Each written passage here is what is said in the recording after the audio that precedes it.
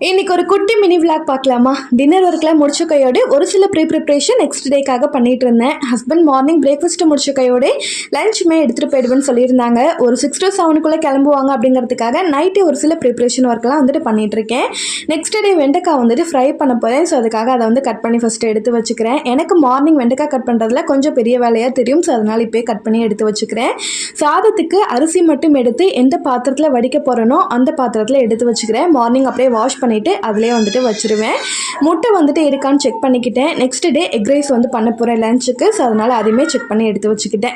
மோஸ்ட்டாக ஹஸ்பண்ட் பிரேக்ஃபாஸ்ட்டுக்கு இட்லி ஆர் தோசை இதுதான் வந்து சாப்பிட்டுட்டு போவாங்க. ஸோ மாவுமே புளிக்கிறதுக்காக வெளியில் வந்து எடுத்து வச்சுட்டேன். சட்னிக்கு வெங்காயம் தக்காளி எடுத்து மட்டும்தான் வச்சுருக்கேன். கட் பண்ணிலாம் எதுவுமே எடுத்து வைக்கல. அதுக்கப்புறம் எக் ரைஸ்க்குமே வெங்காயம் வந்து எடுத்து வச்சுருக்கேன். அதுக்கப்புறம் ரொம்ப முக்கியமான விஷயம் கவுண்டர் டாப் எல்லாத்தையும் வந்து க்ளீன் பண்ணிவிட்டு தூங்க போகிறது தான். இந்த வீடியோ உங்களுக்கு பிடிச்சிருக்கு நம்புறேன். பிடிச்சிருந்தா கண்டிப்பாக லைக் பண்ணிவிட்டு சப்ஸ்கிரைப் பண்ணிக்கோங்க. நெக்ஸ்ட் வீடியோவில் பார்க்கலாம்.